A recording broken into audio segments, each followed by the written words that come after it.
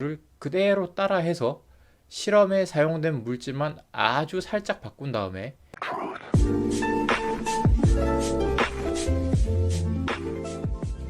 한국에서 석사, 박사 학위로 졸업하는 것은 매우 쉽습니다. 왜 그런지는 제가 좀 이따가 몇 가지 사례들을 예시로 얘기를 해드릴게요. 우리나라에서 학력 인플레이션이 점점 심해지고 있다는 사실은 이미 많은 사람들이 공감을 할 겁니다.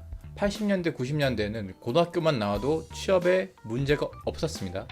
그런데 지금은 대학을 나와도 취업이 참 어렵죠. 그래서 석사, 박사를 따려는 사람들이 점점 늘고 있는 것 같습니다. 경제는 점점 안 좋아지고 취업은 점점 어려워지니까요. 취업이 안 되면 대안으로 대학원에 입학하는 사람들이 늘어나고 있습니다.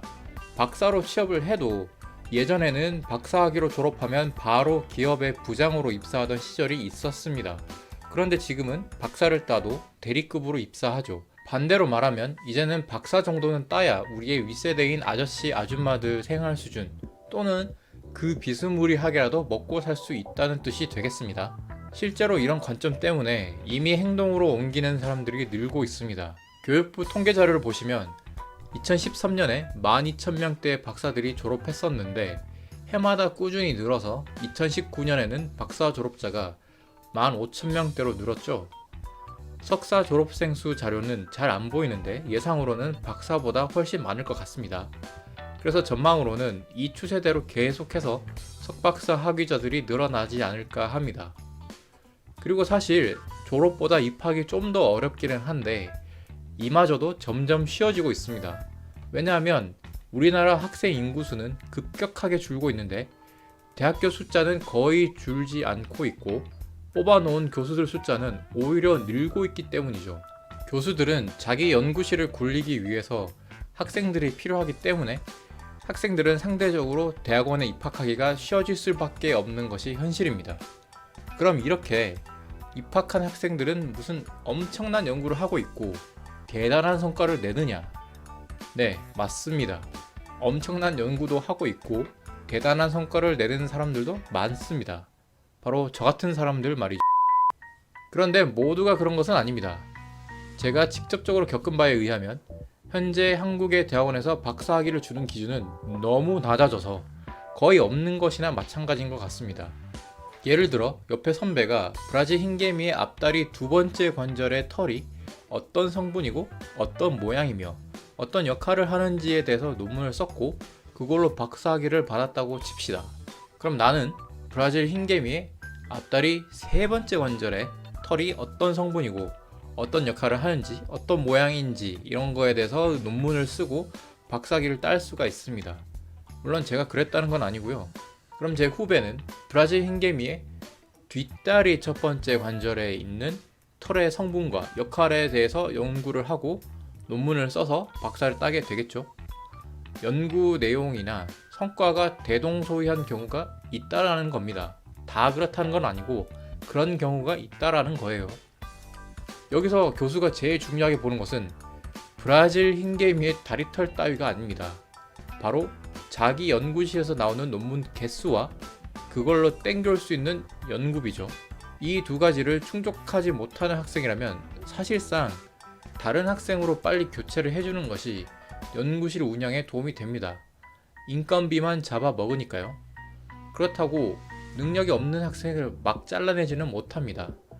왜냐하면 교수가 학생을 잘라낸다는 소문이 퍼지게 되면 앞으로도 자기 연구실에 학생들이 안 들어올 가능성이 생기기 때문이죠. 입소문이란 게 생각보다 무섭습니다. 그럼 이런 능력 없는 애들을 어떻게 내보내느냐? 졸업을 시켜줄 수밖에 없겠죠. 그렇다고 아무 근거 없이 졸업은 못 시켜주고 논문 실적이 뭐라도 있어야 박사로 졸업을 시켜줍니다. 그마저도 여건이 안 된다면 석사로 졸업을 시켜주는 거고요. 석사 졸업은 교수의 재량입니다. 아까 제가 앞에서 몇 가지 사례를 예시로 얘기해드린다고 했는데 제 후배들 중 한 놈은 제가 하던 연구를 그대로 따라해서 실험에 사용된 물질만 아주 살짝 바꾼 다음에 논문의 전체적인 흐름과 그림의 순서까지도 그대로 카피해서 논문을 냈습니다. 그 녀석은 석박 통합으로 7년을 있었는데 겨우 그 100긴 논문 한 편으로 졸업을 했고 지금은 이름만 들으면 누구나 다 아는 대기업의 연구원으로 취직했습니다. 정말 어이가 없죠. 또 다른 후배도 8년째 논문 실적 하나 없었습니다. 중간중간에 교수가 그 친구 보고 나가라고 여러 번 직접적인 충고를 했었죠. 엄청 혼내기도 하고 모욕적인 얘기도 하고 달래기도 했는데 그 친구는 끝까지 안 나가고 버티더라고요. 그러더니 우여곡절 끝에 얼마 전 공동 일저자로 논문 한 편 내고 졸업을 한다고 합니다.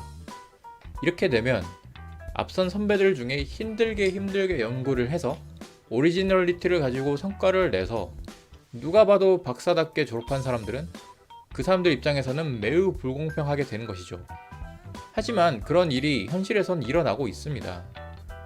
그리고 졸업하는데 7, 8년이면 엄청 긴 거 아니냐 이런 질문도 있을 수가 있는데 네, 맞습니다. 석박 통합 과정으로 들어가도 평균적으로 5년에서 6년 정도면 졸업을 하는데 7, 8년이면 굉장히 긴 거죠. 저는 앞에서 졸업이 쉽다고 했지 짧게 걸린다고는 안 했습니다. 연구 실력과 성과가 없으니까 당연히 학교 생활이 길어질 수밖에 없는 거죠. 실력과 성과가 뛰어난 사람이면 졸업이 어렵든 쉽든 이런 고민은 안 합니다. 어차피 졸업을 잘 할 거니까요. 그 기간이 너무 길어서 중간에 못 버티겠다고 나가는 사람들은 석사로 전환해서 졸업시켜 줍니다. 그냥 그렇게 석사를 따버리는 거예요. 참 쉽죠? 한국에서 박사학위를 따기가 이렇게 쉬운데도 불구하고 학교에서 제적당한 사람이 있습니다. 바로 송유근 씨죠. 송유근 사태는 이미 다들 많이 알고 계실 겁니다. 6살의 상대성 이론을 이해한다느니 뭐니 했던 그 천재소년 송유근이 최연소 박사학위 취득자를 도전을 했다가 표절 논문 논란으로 결국에는 대학원에서 제적당했죠. 저는 절대로 그의 표절 행위를 두둔할 생각이 없습니다. 표절은 명백한 범죄이고 학자로서의 양심은 쓰레기통에 처박는 것이기 때문에 절대로 실드를 칠 수가 없습니다. 다만 제가 안타까운 건 차라리 온 국민이 그에게 이런 관심을 가져주지 않았더라면 오히려 정상적으로 학교를 다니고 정직하게 박사학위를 따지 않았을까 하는 생각이 들긴 합니다. 앞에 설명드린 것처럼 아주 약간의 연구 성과만 있어도 졸업은 할 수 있으니까요. 오히려 너무 많은 관심과 기대감 때문에 최연소 박사라는 타이틀을 따야 한다는 부담감이 이런 사태를 일으키는데 어느 정도 기여를 하지 않았나 이런 생각이 들긴 합니다. 그놈의 타이틀이 뭔지 이게 참 좀 씁쓸하긴 하네요. 비단 송유근뿐만 아니라 현재 한국의 대학원 문화와 시스템도 분명히 잘못되어 있다는 점을 얘기를 하고 싶습니다. 마무리를 지으면서 제가 추가적으로 드리고 싶은 말은 박사학위는 그 과정과 결과 등 여러 가지를 고려를 해볼 때 꼭 장점만 있는 것도 아니고 단점만 있는 것도 아니라는 점입니다. 박사 연구 주제는 너무 세부적으로 파고 들어가기 때문에 취업 시장에서는 선택의 폭이 너무 좁아집니다. 브라질 흰개미 앞다리 두 번째 관절의 털에 대해서 그 누구보다 잘 알고 있지만 그게 취업에서는 다 무슨 소용이겠습니까? 그죠? 그런데 박사라는 타이틀은 어느 정도 명예도 있고 자기 만족도 있고 어떤 큰 프로젝트를 맡을 때 자격 요건을 필요하는 경우도 종종 생깁니다. 그러니까 박사를 할지 말지에 대해서 고민하시는 분들이라면 어떤 길을 선택하셔도 상관이 없으니까 사는 데는 지장이 없으니까 하고 싶은 대로 하세요.